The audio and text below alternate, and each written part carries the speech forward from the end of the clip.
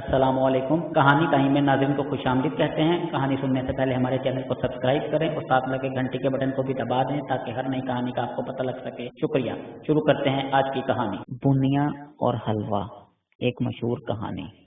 एक गांव में एक बुनिया भी रहा करता था, जिसकी एक दुकान भी थी जहां से लोग अपनी रोजमर्रा की जरूरियात का सामान लिया करते थे और जरूरत पड़ने पर बुनिया से कर्ज भी ले लिया करते थे और फिर बुनिया इनकी गर्दन पर सवार होकर इन्हें सूद व ब्याज में फंसा कर अपनी चक्की में पीसता था। गांव के अक्लमंद अफराद तो बुनिया की इन हथकंडों से बच जाते थे। सादा लहू अफराद ही अपनी मुआशी जरूरियात के बाइस बुनिया के चुंगल में फंस जाते थे। इनमें से एक रहीमू किसान भी था, जो अपनी कम आमदनी और बीवी की बेजा फरमाइशों के बाइस अक्सर बुनिया का मकरूज रहता था। रहीमू की बीवी अपने शोहर की आमदनी की बजाय अपनी फरमाइशों का डोल डाले रखती थी, जिसकी बिना पर रहीमू अक्सर परेशान रहा करता था।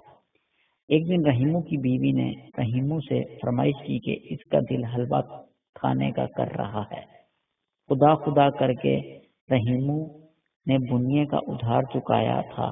बीवी की बात सुनकर रहीमू परेशान हो गया और अपनी बीवी को समझाने की कोशिश की, मगर रहीमू की बीवी गुस्से में आ गई और इससे लड़ने लगी। बीवी की लड़ाई से तंग आकर रहीमू बुनिया की दुकान से सामान लेने चल पड़ा। रास्ते में इसे एक पड़ोसी मिला, जिसने इससे पूछा कि वो कहाँ जा रहा है। रहीमू ने बताया कि वो बुनिया से कुछ सामान उधार लेने जा रहा है। अपने पड़ोसी को बताकर वो बुनिया की दुकान पर पहुंचा। बुनिया रहीमू की शक्ल देखकर समझ गया कि उसे उधार चाहिए। बुनिया को तो रहीमू जैसे अफराद की जरूरत हुआ करती थी। बुनिया ने फौरन मसनूई मुस्कुराहट को सजाया और रहीमू से पूछा कि उसे क्या चाहिए। रहीमू ने उसे हलवे का सामान बताया, जिसमें बहुत सारे मेवाजात की भी जरूरत थी। बुनिया ने कहा कि सामान तो मैं दे दूंगा, मगर असल रकम से 2 गुना देना पड़ेगा। रहीमू अपनी बीवी की चक से परेशान था। इसने बुनिया की बात पर हामी भर ली और सामान लेकर अपने घर की जानिब चल पड़ा और सामान लाकर बीवी के हाथ में धर दिया। बीवी ने बहुत सारा हलवा बनाया और पूरे मोहल्ले में बांटा। मुफ्त का हलवा खाकर सब ने रहीमू की बीवी की बहुत वाह वाह की और रहीमू की बीवी की अना गुब्बारों में और हवा भर गई। चंद दिन बाद बुनिया ने रहीमू से रकम कम का तकाजा शुरू कर दिया। रहीमू के हालात ऐसे नहीं थे कि वो बुनिया का कर्ज वापस कर पाता।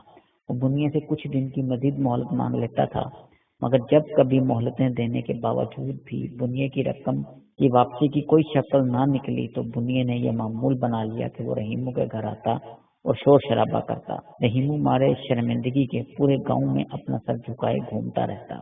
एक दिन इसी परेशानी में खेतों से अपने घर की जानिब जा रहा था कि उसे अपना वही पड़ोसी मिला। पड़ोसी ने कहा कि मैं इसी वक्त के लिए तुम्हें समझाता था, और पड़ोसी ने अपनी जेब से बुनिया की रकम रहीमू को दी कि वो बुनिया को इसका उधार वापस करके बेइज्जती से बच जाए। रहीमू अपने पड़ोसी के इस अमल से बहुत खुश हुआ और उसने सोच लिया कि अब अपनी बीवी की कोई बेजा फरमाइश पूरी नहीं करेगा। नफ्स को खाने के वादे पर टालना बुनिया को पैसों के वादे पर टालना से कहीं आसान काम था।